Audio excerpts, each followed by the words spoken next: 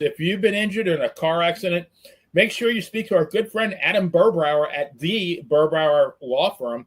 Adam and his crew do things the right way and get great results. Adam is not only the man of the hour, the man with the legal power, too sweet to be sour, he is also the excellence of elocution. Check out Adam at burbauerlaw.com. Follow him on Facebook, and do not forget to tell him that Dan and Benny sent you. Dan and Benny in the Ring is a podcast that everybody ought to listen to. As a matter of fact, I'm going to have Hotchkiss Featherbottom put it on my playlist because I don't know how to work that shit. But guys, in all seriousness, keep doing what you're doing. Keep plugging away. You can do it.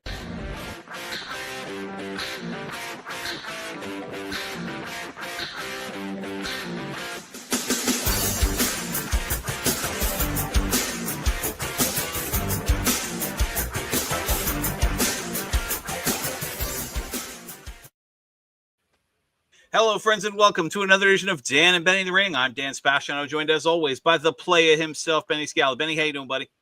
This is like a deja vu all over again. So, Dan, 9 days ago, many things changed in this great country of ours. But, you know, one thing that never changes is that every week, week in and week out, Dan and Benny are here to do our thing. Absolutely. And we keep chugging along, and we've got ourselves a fine guest this evening. Benny, we wanted to talk to some classic beat-em-up wrestling tonight, so why don't you tell everybody who's joining us this evening? Yeah, you know, Dan, one of our claims to fame, besides my insidious jokes and hideous shirts, is turning out many what I call sleeper shows. So our guest isn't exactly a household word in professional wrestling, but by all accounts, he's a true champion in the game of life. And it gives me great pleasure to welcome Chuck Coates to Dan and Benny in the Ring. Chuck, welcome, my friend. Thank you very much. Glad to be here. Yeah, we appreciate the time. We appreciate you having us this evening. Want to jump right into it. We noticed, Benny and I were talking, we noticed your social media. You attended a big event this weekend in Benny's old stomping grounds of Long Island. Were you able to, I mean, for obviously, you know, what as they say, you can't go home again, but were you able to connect with any old acquaintances and based on everything, it looks like you had a great time had by all? Yeah, I've been helping out with a lot of these fan fests for about 5 years. Tony Hunter's been a friend of mine for 40 years, and we now that my wrestling days are over, he has me help him when he has a lot of talent. You know, anything over 5 guys, usually he'll call me. And so I'm able to stay in touch that way without taking any bumps. It's wonderful. And a lot of the guys, when you're able to, you know, tell them a story or show them a picture, they remember, you know. And so Steiners were there and Jerry Lawler, and we had Acolytes, and then we had Lex Luger and Jimmy Hart. So out of those guys, I've worked with 2, 3, the Steiners and then Lex. So they were, and I see them quite often. So we've had a chance to reunite and reconnect, and they're always very complimentary and tell me, you know, tell us thanks for what we did to make them look good. And that was our job, you know, literally our job to put them over and make them look great. And it was just a different time and different, everything was different back then. So now, you know, here we are today, old and hurting and aching, but we're here. Still stomping. So, Chuck, now I'm going to ask you the question that we normally lead off with. And when did the wrestling bug actually bite you? I believe you grew up in the heart of Jim Crockett Promotions. Yeah. Who were your favorites growing up? And I'm 57 years old, and my dad watched it when I was a kid, like talking 5, 6 years old, and I would, you know, I noticed it, and I thought, what is this all about? So part of my reward for doing good in school was to be able to stay up and watch wrestling on Saturday. And back then, if you can remember the IWA with the Mighty Igor and Bulldog Brower. Oh yeah, absolutely. Powers, yeah, Eric the Red. That's what I grew up with when I was a young boy, and I love Mighty Igor. Any kid that sees a puppy, you know, a man carrying a puppy to the ring, he's going to fall in love with that guy. So I loved Mighty Igor when I was a youngster, and that's what got me hooked. My dad was kind of a fan, was a fan, and that led into the Mid Atlantic on Saturday nights, and here, you know, I was hooked then. By the time I was a teenager, I was hooked. So who's, just curious, I know, when we talk about great announcers, people mentioned Lance Russell, of course, Gordon Soley. But one guy, and Jim Ross, but one guy that I think never gets his just due is Bob Caudle from Mid Oh, Atlantic. absolutely. He was the weatherman for WRAL years ago before wrestling. I mean, way back in his young days. And then he got into the wrestling thing in the late 70s, early 80s, and he was outstanding. And I've had a chance, some of the smaller promotions, we had television for the area, local area, and he's actually commentated, interviewed me from a different perspective as well. So that was kind of a dream come true. Um, back when I was doing that. And, in wrestling, we do, a lot of us start out and we do jobs and all the enhancement stuff.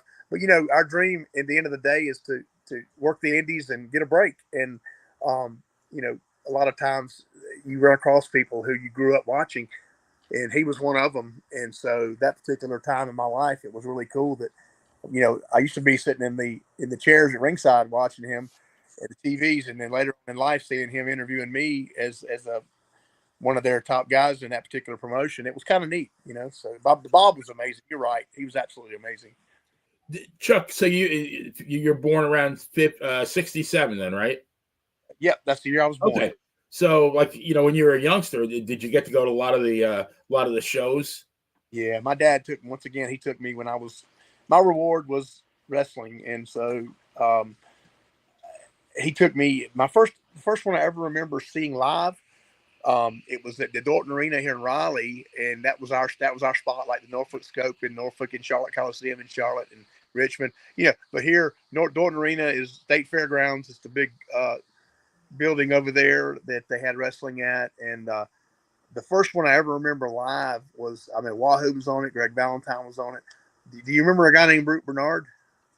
Yes, with Skull Murphy back in the day. Yep. Brute was wrestling. This was a little bit later on when he went into singles. He was there, and I thought he was a lunatic. He had that crazy, and I thought, what in the world? And it was just so it's awesome because, you're believing every bit of this. And I saw that night, if I can remember correctly, Blackjack Mulligan was there. Paul Jones was there. Ricky Steamboat was there. And we're talking probably, I'm going to guess, 79, 80. And so, that was cool. And I had a chance. I'll tell you this. My dad, he'd always, I love Kiss, the rock group Kiss. I grew up with that. And he told me, once again, use school as leverage to get me to do well. And he said, you can choose between Kiss show coming to Raleigh or Greensboro or wherever it was, or wrestling. And it was a regular house show. It wasn't Starrcade, way before all that. And I picked wrestling over Kiss. So that was pretty. Wow. Yeah, Wow. I'll never forget that.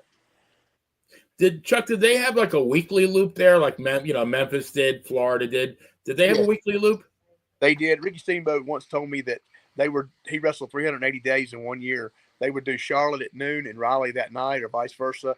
They did Norfolk, Virginia. They did Richmond Coliseum. They did down in South Carolina. They wrestled at the Memorial Auditorium in Columbus, and then down in Greenville and Spartanburg. So that loop, the Mid-Atlantic, literally was the Mid-Atlantic, and I think they went into Florida. Right there at Georgia, and that's when Florida Championship Wrestling took it. And so Crockett was, Georgia all the way up to Virginia and in between. And that loop was, like you said, every month they'd come back to Raleigh, and I didn't miss it. I was in college. A few years later, I went to NC State, and that was my thing. And if wrestling was coming to town, we buy our tickets the month before to get ringside. I never sat in the general admission, and I think tickets back then was $12, $10 or $12 for ringside, and $8 for general admission. It was really cheap, maybe even $5. But I know that ringside. But they were loaded cards, though, right? They were pretty absolutely good. Yes, sir. And this is I was in college in 85, 86, 87. So this was during the heart of the Nikitas and Magnum TAs, Flair and Midnight Express, rock and roll. It was right there when they were hot. Rock and roll was hotter than ever. And it was just amazing. They walk in the building, just coming out from the car, and people pop, go crazy just because they get. And I joked with Ricky Morton, but they did a show in the Dorton Arena about 3 years ago, and they were on the card, and they were out talking to people and selling gimmicks. I said, Ricky, in 1985, there's no way you could be standing right here. I said, he said, no, I'd be naked. He said to pull my clothes off of me, right? That was how crazy it was. So, yeah. But he was standing there and talking. It's just changed. I mean, things have changed. Great athletes today, but the psychology is so different then. Yeah, I mean, that was truly like that territory and that time period was like the golden era. And I mean, Dusty took the book, and it was just like full steam ahead. And like him or not, I know some people had a problem with his booking, but he was a mastermind. I mean, some of the stuff, and even though as a fan, I mean, I did work for Dusty, but that was during the turnbuckle when he did his own thing later on. He started a promotion, turnbuckle championship wrestling or something. He was doing just a locally thing way after Crockett. But as a fan, it was like the storylines. As I look back, and when I got into the business, some of the storylines were just amazing. I mean, who would ever thought Nikita would get over as a babyface? Nobody. But Dusty had a vision when Magnum got hurt. And I mean, that was so. I remember because I grew up in Long Island, New York, but I also watched WCW, and for me, that was very emotional when Magnum got hurt. I mean, that was one of the most emotional things when Nikita turned babyface. It was huge. And they let the way they did it. They didn't just advertise. He came out with Dusty, and Nikita had that look like, "What are you bringing me out here for?" You didn't know if he was gonna, is he gonna turn on Dusty or not? Right? No idea. And everybody turned on Dusty back then. Right. Yeah, the people went and lost it.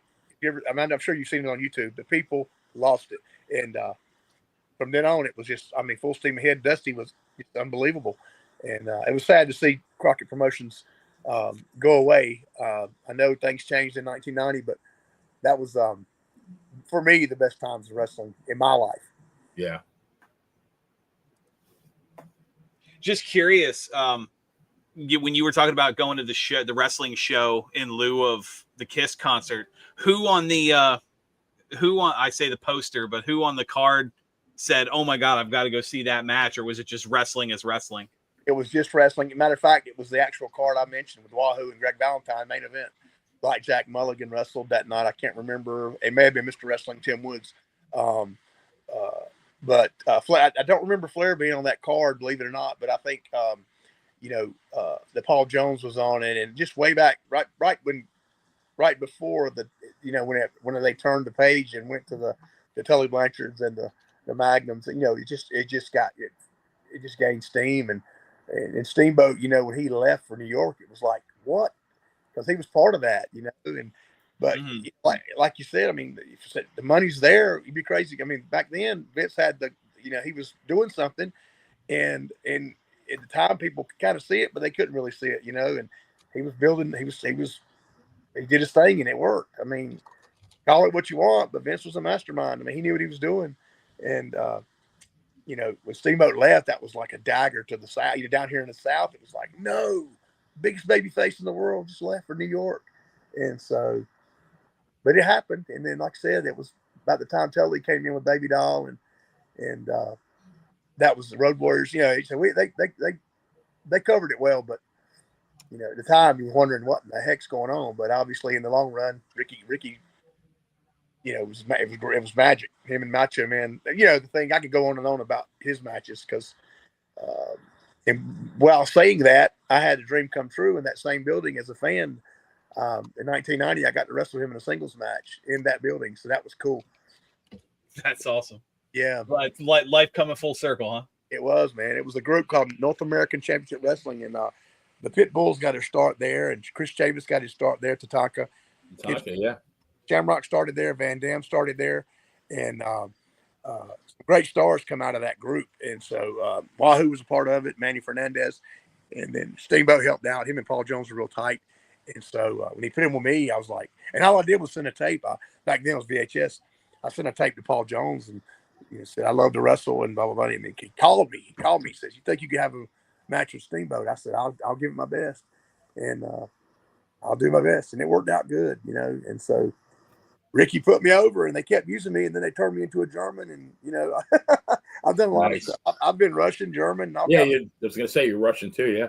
Yeah. Well, we'll get to your shifting nationalities, but I want to kind of bounce off of how it all started. Benny was asking you about being a fan. When did it really transition? Like from you, I'm a fan. You're choosing wrestling over Kiss. 80s me would have picked wrestling too. I'm curious, like, when did it transition to I want to be a professional wrestler? And if you could kind of talk to us about like your training and who helped you get into the business and all that. You mentioned sending the tapes in, but like, where did that really start? It started in middle school, junior high school. I would go around imitating Ric Flair. He was my guy. And people would say, you're going to do that one day, aren't you? I said, I'd like to. And as I got older, I played baseball in high school, wrestled. And so as I got older, it became more of a reality. You know, when you're in a class and the teacher says, what do you want to be when you grow up? People raise their hand and say an astronaut, a doctor, a firefighter.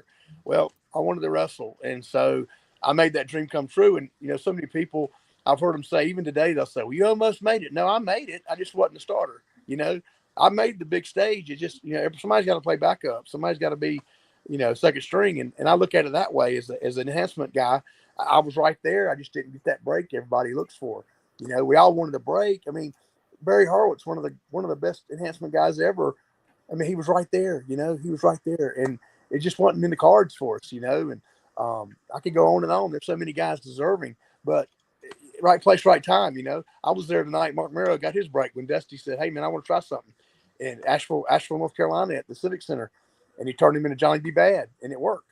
I mean, you know, it was all timing. Dusty liked his look, and Dusty went, and then boom, there you go. And we all wanted to be that person that Dusty came up to and said, "Hey, kid, you want to try something?"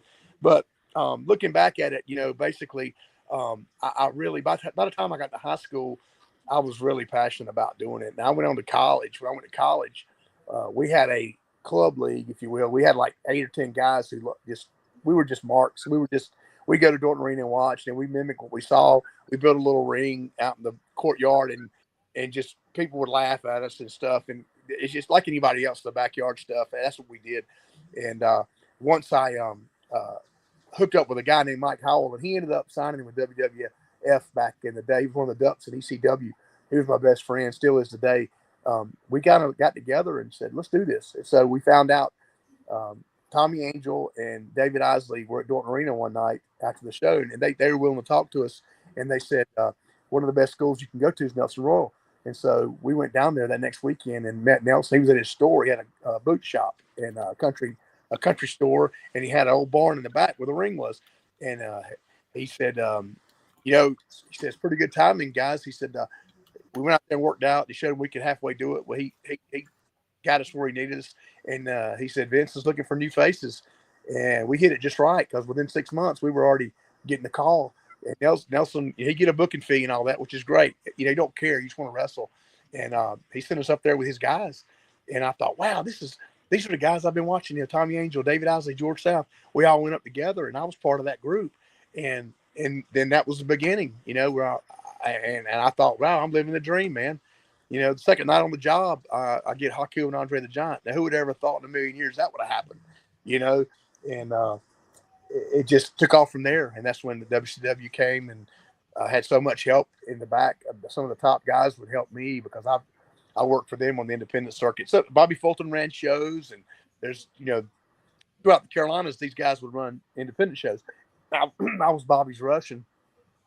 And he liked it, and he liked me, my work ethic. So he took me to WCW with him, and I started doing that in 1990. And then I started getting booked. Jody Hamilton would call me instead of calling an agent, you know, and I started doing it. And so along the way, I got my own breaks within. You know, I might not have got the top money, and I might not have been the star, but behind the scenes, people were helping me. Ivan Koloff been a big help. Manny Fernandez was a big help. And, you know, they didn't have to do that, but they kind of took me under their wing and put a word in for me. And, you know, a lot of times somebody like that, their stature, they put a word in for you, then, you know, people believe it. I mean, back then, you know, you couldn't do but so much because we didn't have social media.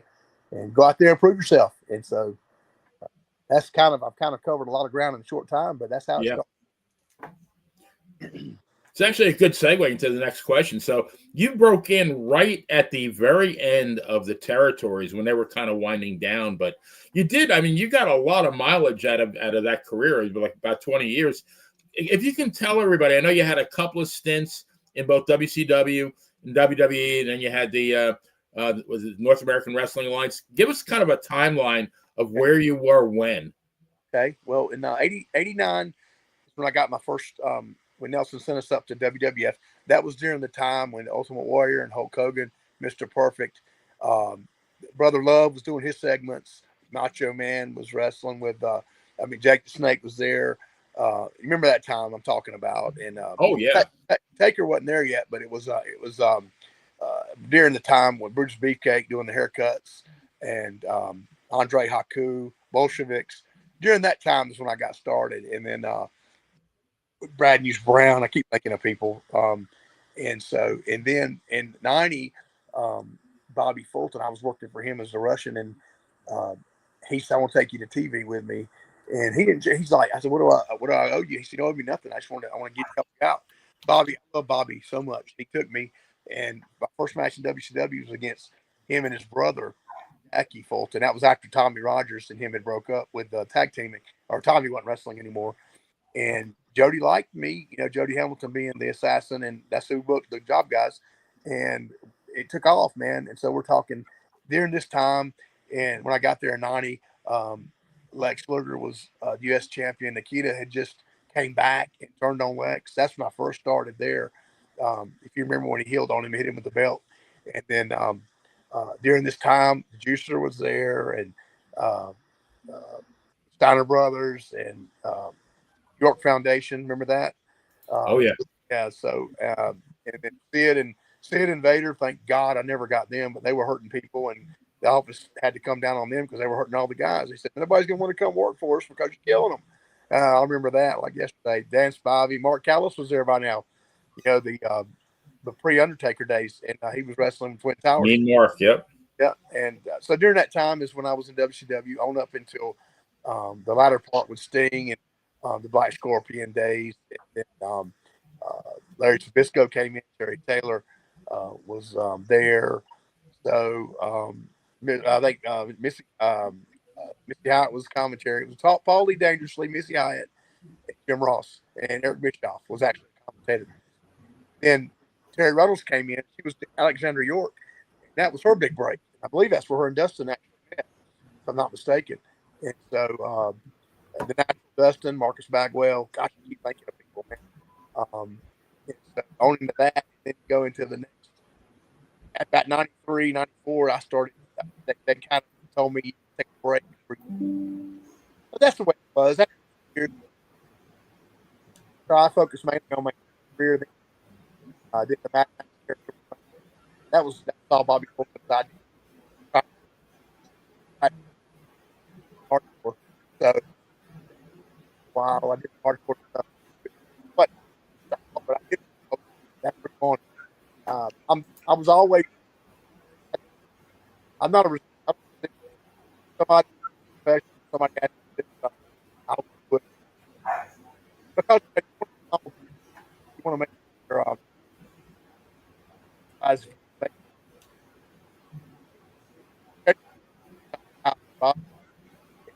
they're always so from then off with now like it, I went back to WW at the time it changed still WWF but and I got to wrestle Kurt Angle in a dark match and got Heidi I don't know Chris Forrest so I did that for about a year off on time stuff so I had about 4 or 5 other local stuff. Basically, turn I was involved with it for the US. I got to work out because I did such a good run. I was 200 back. I did a pull off, so they're like, "This is perfect." So got to look right. I think Russian wet, 20 pounds soaking wet. And I'm thinking, what in the world? Got to look hard and know what you're doing. But so that was that. Or North American stuff that was early on. That was right before I started with my partner. We were like there, Rock, Bob Caudle. So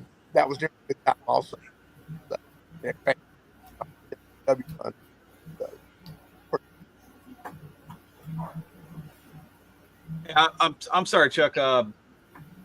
You were kind of cutting in and out there. Can you repeat that last part? I said, um,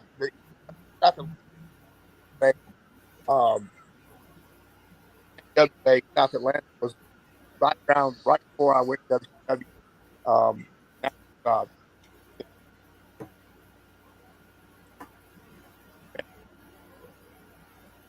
Wahoo,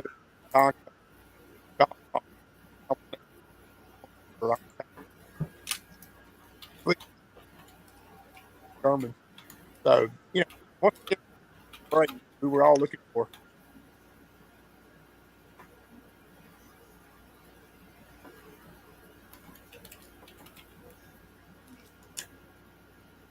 Are we good? Can you hear me okay now? I hear you coming through now. That it's almost for those watching live, it's almost like the old Japanese monster movies. I see the lips moving and the sound's coming through a few seconds later, but it's kind of choppy.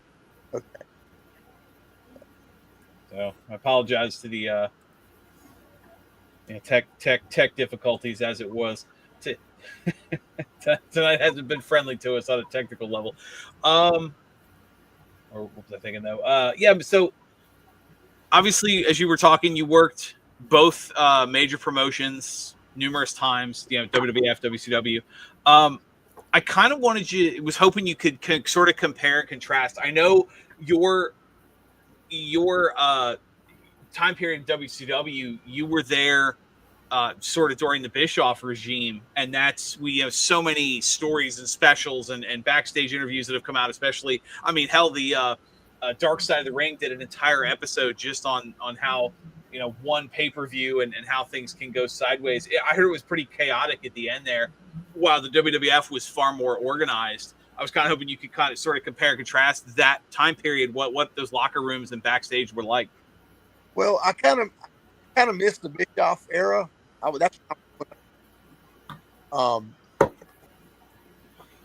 the NWO days, I was not involved in that. I kind of went from 93, came back right around 99, 2000. So I kind of missed it. You remember WCW Saturday Night? I was a part of that, and WCW Thunder. That kind of posted. Really. I had still been there, but I never had any problems there. But when all the controversy going on,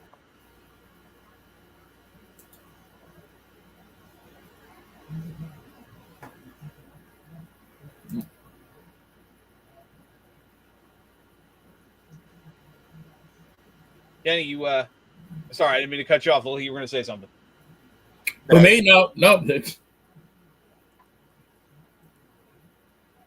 Well, I mean, I can't ask the next question. So, you did mention, Chuck, that I believe your second match in the WWF was a tag match with my all-time favorite wrestler, Paul Roma, against Andre the Giant and Haku. And everything I just said was true, except for the fact that Paul Roma is my favorite wrestler.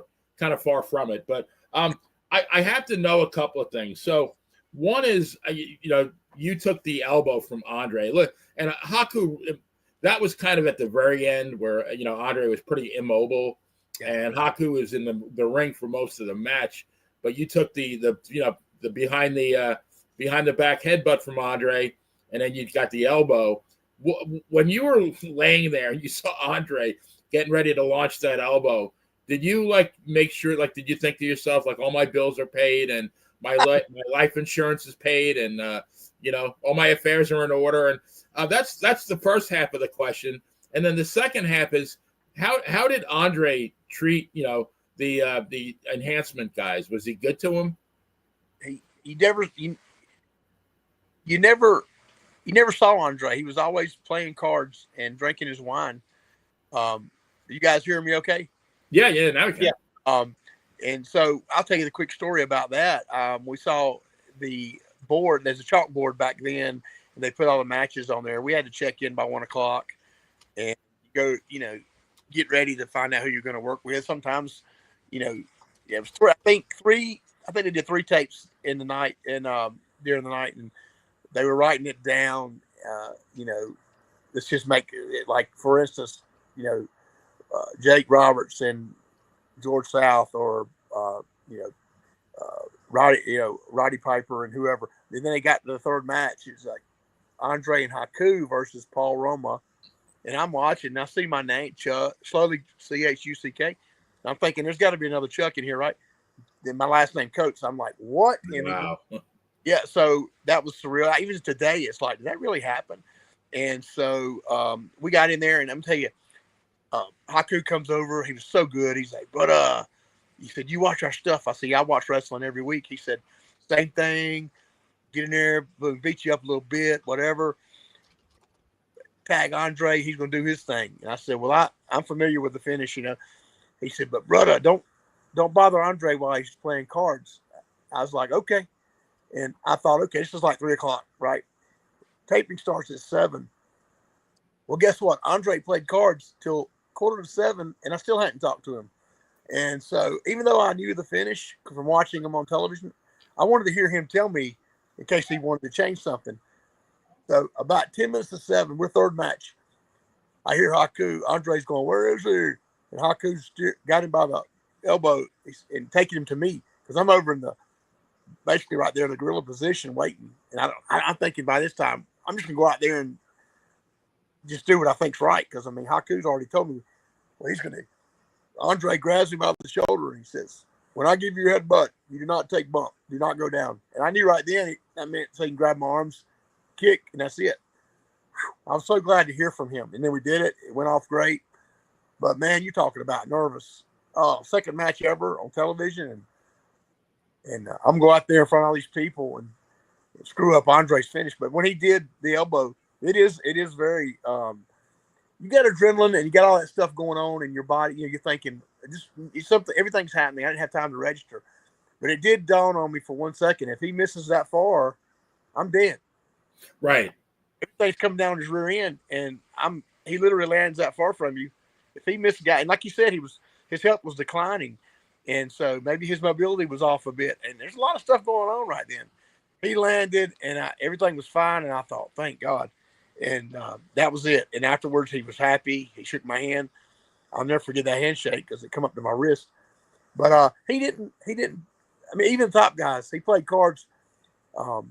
Brooklyn Brawler and Crusher Khrushchev, which Demolition Smash, and there was maybe Jimmy Snuka. They would play Andre playing. I forget what he liked to play, but they would play the cards, and he drank 3 bottles of wine, get up like it didn't even faze him. But he played all day long. He played cards, and that's all he did. So he didn't have any interaction with nobody, really. I don't even remember the guy getting up going to the bathroom. I'm thinking surely he's got to go pee with that, 3 bottles of wine. But one would think so, right? You'd think, but I don't recall him ever getting up from the card table. He'd come back after the match, went right back to the table, sat down. If he was on again later, they just come get him when it was time. And that was it. Now, there were certain guys that he did not like. I know for a fact Iron Sheik was one of them, and I guess the other one was Randy Savage. And I guess life was pretty bad if Andre didn't like you, right? Exactly. And I guess he liked me because he thanked me afterwards and acted like, I guess getting a thank you from Andre and a handshake's pretty darn cool, But yeah, I'd heard it was Savage. I also heard that the only man he ever feared was Haku. Have you ever heard that? No. I've heard that the only man. This is just. I wouldn't doubt that, but yeah, I don't. Like I said, it's what I've heard from 2 other different people. That's why he chose Haku as a partner, because it's the only guy that he feared in wrestling. And if it's wrong, it's wrong. I know Chris Owens would know the truth, but that's what I've always heard. I don't mean to start rumors, but I'd like to know if that was true or not. But you ask 100 wrestling fans who was the toughest guy ever, and I guarantee you 100 people are going to say Haku, either 1 or 2. He even working, he worked stiff, but even him working stiff, he could tell, man. He chopped me, and he manhandled me. If you watch the match on YouTube, but even working, I could tell something about a man who could rip you limb to limb. Yeah. You could just tell by his grip, by his everything about him. He's built like a tree trunk, and I knew if he wanted to destroy me, he could. And so legs, his legs were huge. Everything about him, it was like be like wrestling a statue. I mean, what are you going to do? And, Right. Yeah. He's had interactions with people in the last few years where Wow. he's done, for promotional whatever, he's done a chop or he's done, and people are still saying like 20 years plus after his prime is over, he still could probably rip you in half and beat you to death with your own legs. Like, I saw him back in the springtime at one of these conventions wrestling, and I went up to him. I said, "You won't remember me, and I showed him a picture. I had a picture on my phone. It was a screenshot of our match, and he actually he stopped. He said, "When was this, brother?" And I told him, and how you been? He had about a 2-minute conversation with me, and thanked me again. He said, "Thank you, brother, for making us look good," and just super cool. That was so neat. That he, even if he was just shooting the crap to me, it was cool that he took that 2 or 3 minutes and talked to me about the match and asking me questions but that was neat seeing him all those years later and him still being nice, and thanking me for that. So he's doing more and more of these conventions. I see him more and more around. I don't know. A lot of these guys do them. You don't know if they need the money, if they just like signing their names or what, or, so many wrestlers are part of this now. And I think once wrestling is in your blood, I think it's very hard to get it out. Yeah, you're right. Yeah, But, and I was going to say he was here about a year ago, convention, maybe a little more than a year ago, and has still had a huge line at the table and was drawing crowds. So it's good to see. I want to transition though, from the older to the new. You mentioned in prior interviews, because you were talking about shows and obviously in the chat here, and greetings to everybody in the chat, again, active as always. And we love to see it. Welcome everyone. They were talking about, your wrestling to Kiss comparison brought a nice discussion of what they would do with that. But the cost and everything. Point I'm getting at is the current product. You had talked about the current product. You mentioned your admiration for current world heavyweight champion Gunther.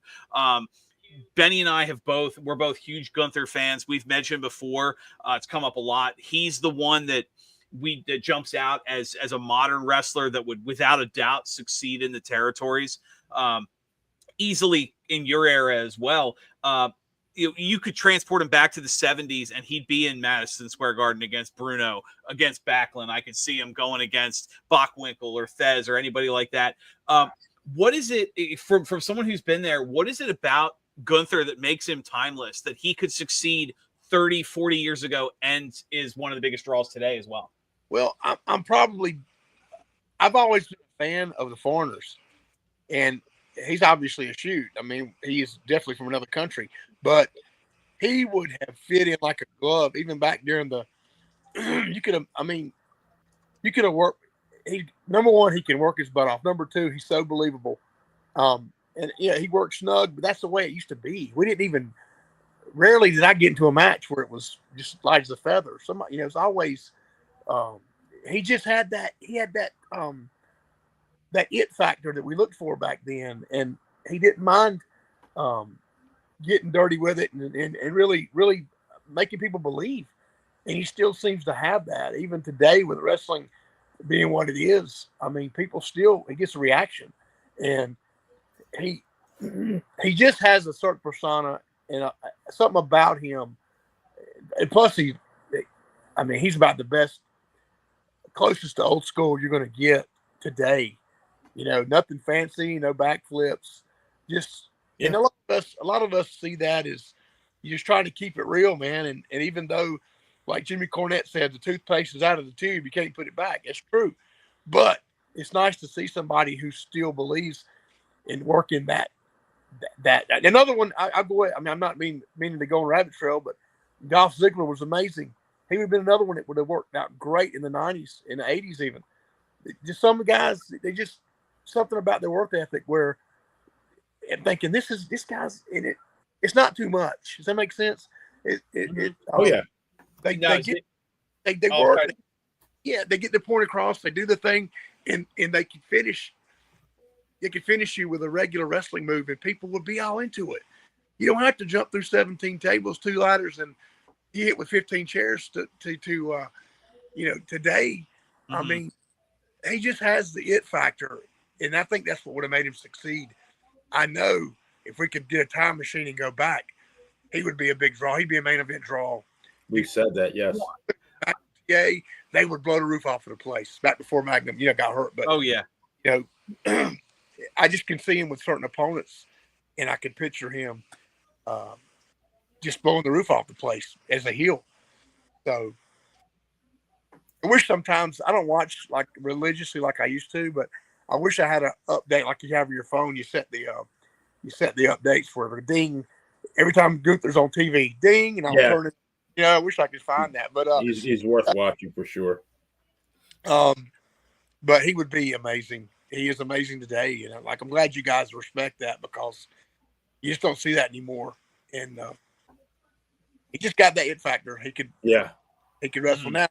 Then he could have wrestled in the 50s. I mean, he just put him in any decade you want. Yeah, no, I totally agree. Yeah. And so that is another good segue because I heard you once talk about a match that you worked with Wahoo McDaniel, and you were a Russian heel, and you guys beat the ever-loving crap out of each other. And, you were talking about the evolution of, kayfabe, back then into more like the entertainment now. And, back then when you bought a ticket to a wrestling match, you were buying a ticket to what you thought was a fight. Whereas now you're watching, sometimes it's, 150-pound guys in a gymnastics competition. And, one of my favorite all-time matches, and I think it's still on YouTube, is Johnny Valentine from 1969. Johnny Valentine against Wild Bull Curry. I think it's from Houston. And it was 2 out of 3 fall match. They beat the shit out of each other. Bull Curry was like about 58 years old. But, I mean, they're both bleeding. I mean, they were laying them in there. Like, it was stiff. But it looked like they beat the shit out of each other. Like, now there's not even any pretense of that. So, that's the way I like my wrestling. I want to watch a fight. I don't want to watch gymnastics. You know what we call that back in the days? It's called a stiff work. Right. Go out. It's no hard feelings, but if I hurt you, I don't mean to. But if I do, don't take it personal. I don't think Johnny Valentine pulled too many punches. Neither did Bull Curry. Same token, they wanted you to give it back to him. Back to Wahoo, I got him in the corner, and it was a fair show in one of the little towns outside of Statesville, North Carolina, and the Russian and Wahoo. There was 1,500 people gathered around that ring. There was no seats. People were actually standing up into the ring apron, so we couldn't really do any bumps outside. But we could, but we didn't want to hurt anybody.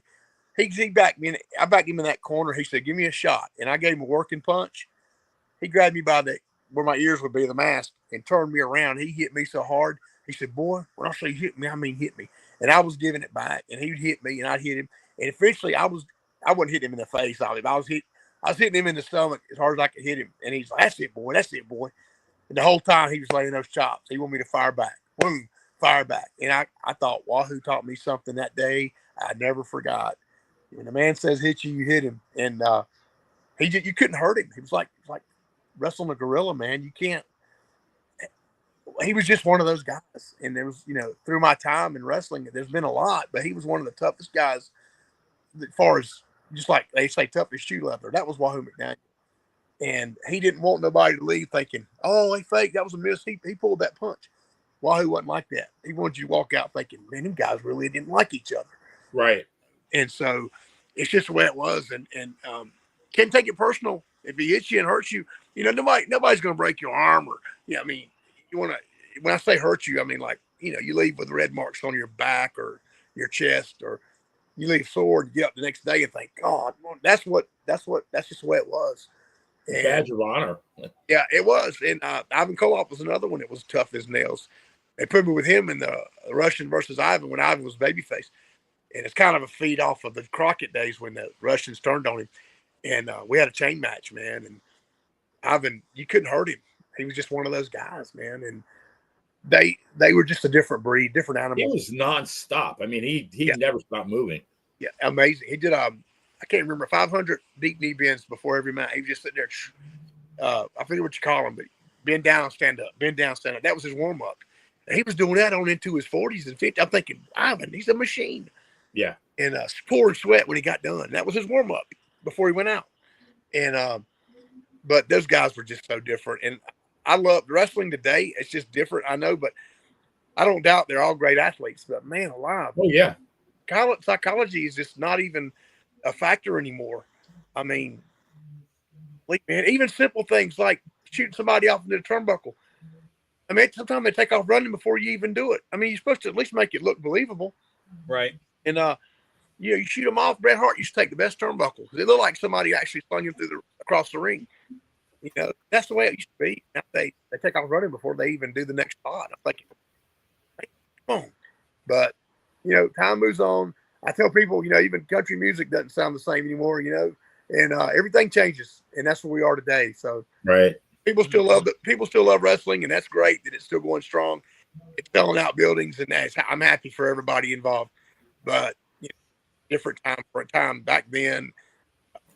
I respect today's athletes. I don't really respect the product, but this is me. If you try to do it like we did it, you're not going to sell many tickets. People have become used to this style today, and they wouldn't.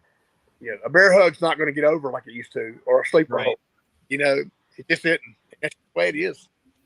But try not to be too judgmental about it. Things change, time changes. It is what it is, and they're still making money, so good for them. Yeah, making a lot of money. Yeah. I want to shift a bit to something serious because you were talking about, things looking real and being real. And obviously, we've talked about it a lot on the show that the what's missed in wrestling is the realism. One of the stories in the last few years that really sort of cemented everything, the bloodline storyline that WWE is doing right now, the big catalyst to drive that was Roman Reigns coming out. He cut the promo where he talked about his real name being Joe Anoa'i, and he admitted his leukemia diagnosis and then came back from leukemia, and that sort of cemented it. I want to talk a bit about realism. I know Benny's a little bit of a hypochondriac. He may close his ears for this one, but we talk about going over. You beat cancer on 3 separate occasions. I was kind of hoping you could tell us that story. Sure, man, no problem. I shouldn't be here. I'm 57 years old, and I've been through 3 bouts with lymphoma, which is a blood cancer, very similar to what Roman Reigns had. Leukemia and lymphoma are both blood cancers. I've had 2 bone marrow transplants, and doctors were scratching their heads there on this last bout, and they're thinking, this guy, nothing I've done. I'm a firm believer in divine intervention, the Lord. I just really, really believe I wouldn't be here without the Lord. And I just basically it started in 2006. I was going to, you guys probably know, in different states you have to have a license to wrestle. The commission, yeah. Virginia, my license had run out, and it was due, and which I'm glad it ran out. I look back, I was scheduled to wrestle Lex Luger as a Russian. Once again, I got a lot of work at that Russian. It was a great. Long story short, it was a great gimmick match. So I went to get my physical like I always do. Check me out. Everything looks good. He said, but you got a place. I want you to look at it. I had no symptoms, no nothing. He just felt something down here in the neck. What is it? He said, I don't know what it is. He'd go to a specialist. Like, check out. Surgery. Still hadn't mentioned. After the surgery, I thought, what in the world? So, doing a biopsy, check. Everything's good.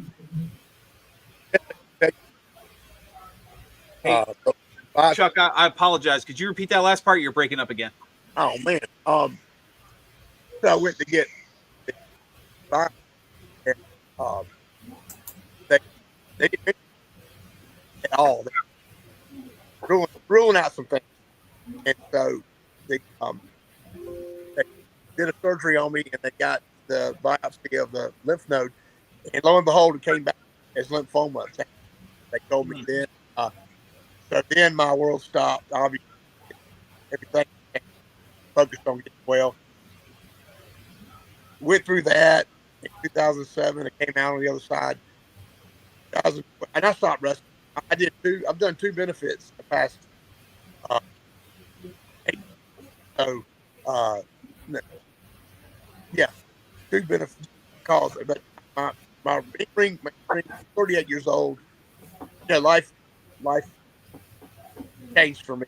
It stopped me on a dime, and you realize, hey, man, we're not going to be here forever. So, 2006, 2012, and 2016.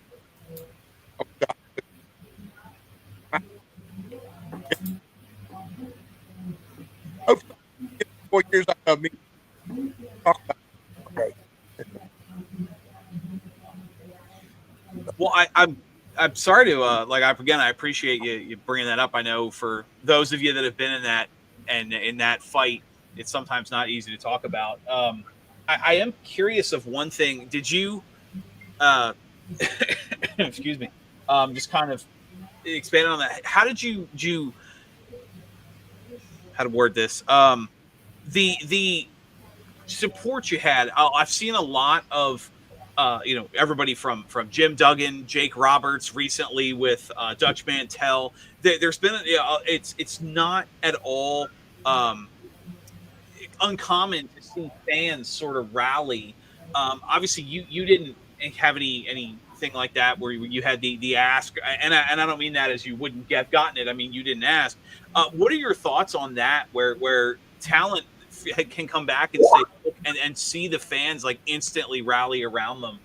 Well, Like all these years later, it still means that much to people. I'm from North Carolina.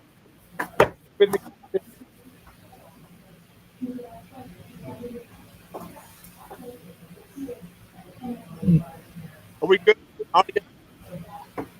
You're a little. I apologize again, everyone. You're still a little choppy there, Chuck. Okay.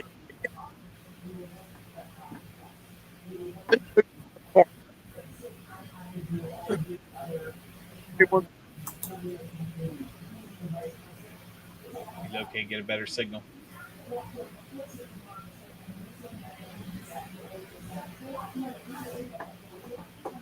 Take this second, give a quick shout out, everybody. Jason, Phil, Maria, Keenan. I see Boss Man in the house tonight. Will, a lot of our usual crowd. Welcome, everybody. I will say, looking at the chat, apparently Kiss more with everybody confused about the Kiss discussion and given the comment about Andre Benny, I must say I did not have thinking about the size of Andre the Giant's bladder on my 2024 bingo card. What about you? The size of a missile silo, right? Better guys, hear me now. Yeah, you sound better on my end. What do you think, Benny? Yeah, sounds better. I'm actually outside on the porch, so I can't get much of a better signal than this. But Okay, great. Yeah. What were we talking about? See, I've been hitting. I'd asked you when you were talking about your cancer scare. I'd asked you about what your thoughts were on your Dutch Mantels and your Jake Roberts and the wrestlers that have been able to reach out to the fan community to finance late illnesses. Like, what your thought is on the fact that it still means so much to people all these years later. Let me tell you what we did. Okay, I was the second time I had this. I'm a Carolina boy, right? I'm North Carolina, from here in Raleigh, and I started. I've known Shane Helms for ever since 1988. I've known Jeff and Matt Hardy since 1997. Campaign, Joey Abs. We got a lot. Lodi, C.W. Anderson. We're all Carolina boys. And you know what they did? Shane Helms orchestrated Chinlock for Chuck. So he came together. He brought in, and you can Google it. He brought in a wrestling event in my high school, and they raised $14,000 that night. But the main event was the Hardys against Steve Carino and W. Anderson, and then they brought in James Storm came in on his own dime. Wow! Yeah.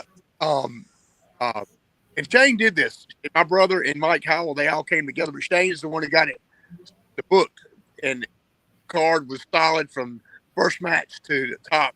When the Hardys decided they were going to come, it was so it's so awesome to me because nobody, not one person wanted anything for it. I mean, they sold their gimmicks and all that, but when at the end of the night, we came up with 14 grand, I said, you guys, will you at least take gas money? Not one person, even James flew himself in on his own. I didn't know him. He flew himself in on his own dime with his big flyer money and never asked for. I got to see this past Saturday over there and told him who I was. I said, I can never thank you enough. I'm Chuck. I'm the guy that he hugged me. He said, I'm glad you're still here. So that was cool, you know. And but they rallied around for me and raised that money to help me with my bills. And I never asked for it, but that's awesome. Yeah. Well,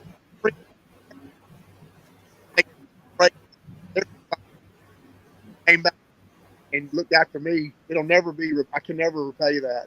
And till this day, Shane Helms is one of my best friends. We stay in touch, and I'm so happy for him and Jeff and Matt that they got that run and they got that break, and they're probably going to be in the Hall of Fame one day, or they will be.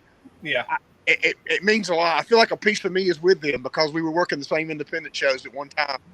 We were all right here in the backyard working on the shows and trying to get a break, and they got that break, and I'm so happy and proud of them. But for them to come back just for me and my need, I'll never be able to repay them. And so that's what happened. That was in 2012. And you can Google that or YouTube it, and I'm sure you can see more information. But it was called Chinlock for Chuck. Okay. I'll have to look that up. Yeah. Ben, as we get ready to wrap up, final thoughts, final question to you. What are you thinking? Well, Chuck, so I worked for the better part of 10 years for local government here in Pasco County, Florida. I started out as an accountant, but I was in the elderly nutrition division.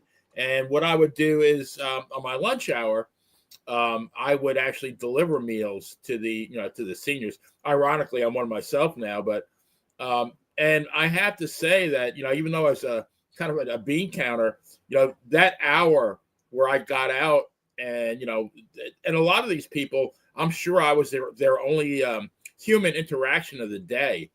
And I know that you currently work for the Durham Rescue Mission homeless shelter. So I was curious, what kind of things did you do? And do you feel that same, like I really felt it was, I felt almost, honored and blessed to be able to give some, give my time and, to these people who, these elderly people, they all make great contributions during their lifetime. And, now, it's time that, they need a little bit of help, and I was honored to help them. So I was curious to how you feel about working for the shelter. Yeah, man. I was after 3 bouts with cancer. I was on disability. I could rode the system out and done whatever, worked under the table like some people do. But I have too much to offer, and whenever the opportunity came, I was into printing. When I was wrestling, I also had a job in printing. I printed for 25 years. And speaking of printing, with all those chemicals and all, they're not so sure that wasn't causing the cancer. But once once I got out of the printing, I went through the last bout with cancer, and I was just on disability, and I was drawing a check. And I was at church, and I go to church with the founder of the mission's son, and he said, "What are you doing now?" I said, "Nothing." He said, "Well, have you ever considered the Durham Rescue Mission?" I said, "Well, what you got going on?" And he said, "Well, meet me at my office Monday." So this was completely out of left field, and he says, "I got a stewardship position, which is you're out. I don't really work hands-on with the guys and women, but I'm fundraising and all that." I said, "I've never sold nothing in my life." He said, "You don't have to sell nothing. These people already give." And so I said, "I'll give it a chance." And so 2.5 years later, I'm out knocking on doors, shaking hands and kissing babies, and people they jump on. But what we do, we house, we've got a men's campus, a women's campus, which right now we've got 510 men, women, and children that stay with. Yeah, and it's not always drug related. Some people, a lot of the ladies are there because they were trying to escape domestic abuse, or you don't have to be a recovering addict to be part of the mission. You could be going through a bad divorce and you just don't have to work. Some people just fall in hard times. So like I said, it's been around since 1974. This is our 50th year. And like you said, it's rewarding to be able to help in a different way. No, this isn't anything to do with a health battle like I went through, but it's a mental battle within. And a lot of them, we try to, do our best to get them in the right direction, and are able to care for them and give them the needs, and hopefully get them back into everyday society. They can stay long as they want. We've never turned anybody away, because that's our motto. We got one more bed. And so that's what I'm doing, man. It's in Durham, North Carolina. And right now we're still helping folks out in the mountains of North Carolina. We're sending trucks out there trying to get them situated. So we're kind of a remote place that takes the donations for the folks, people that take churches, or, we had a football player here who raised, I can't tell you how much. And we're like to transport back and forth. We have the vehicles and stuff to do that. So, we've become a homeless shelter. We are a homeless shelter, but we've actually become a rescue mission literally this past 4 months or whatever. I guess the hurricane was 2 months ago, but I'm not. But so we do a little bit of everything, but trying to get folks back into the everyday life and hopefully kick the habit of drugs. And sometimes you can't do but so much. You can just be the answer for them for the time. If they want to go back out into the world, you can't really stop them. But we never turn them away. We got one guy that's been there 7 times. He'll go back, get his fix, and come back. He falls in the hard times and comes back. I said, man, you got to clean up. You got to want it, like anything else in life. Nobody's gonna give it to you. So that's what we do. Thanks for asking about that. But it's amazing. It's a blessing to be able to help. Well, I want to again thank you so much for your time, Chuck. I know it sounds issue, and I apologize. We had some technical issues getting the interview going. Quick shout out again to everybody on the chat. It's been great. We wouldn't be able to keep doing these wonderful interviews without everybody. You mentioned your appearance at Fan Fest. Obviously, you've got some other stuff. Before as we wrap up tonight, where can our fans find you? Where can we see Chuck Oates today? If anybody out there is going to WrestleCade, I will be there with Kane. So please come by and say hello. Every so often I'll have somebody stop by and go, hey, you're that guy that used to get beat up every week. I say, that's me. And so I love shaking hands and meeting people and helping out with the top guys. The WrestleCade is November 30th. It's here in Winston-Salem, North Carolina. And from then on, we go to next year. We do the Fanboys. We do the Galaxy Cons and all that. And I'm just happy I can stay in touch with the boys and help out in a different way and not take any bumps anymore. It's nice. Yeah, I bet. Okay, my next one. My YouTube. If you ever want to watch any of my matches, it's just go Chuck Coates and put wrestler in there. It'll come right up. There ain't but one Chuck Coates. One Chuck Coates wrestler, so it pop right up. You can watch all my matches. Yeah, there's a really, really good match of you and Ricky Steamboat when you wrestled for the NAWA. And it's a good match. It's like a 10-minute match. Yeah, and it's not a squash match. It's a back and forth, really good match. If you watch the beginning, I was only in the business for 4 years. If you watch the beginning, I got a headlock and he's calling the spot and I take off. I'm about ready to go. And he said, whoa, not yet. So I kind of got a little ahead of myself there, but you got to be really looking at it to see it, but you could tell I was nervous. You know what? Real quick. We met that night in the ring. That particular building had nowhere to meet beforehand. So we met in the ring. That was all called on the spot in the ring. Yes, sir. I knew the finish and that was it. Very enjoyable match. That's awesome. You don't see that anymore. Hey, if you tell them to call it on the fly, they'll be like, "What?"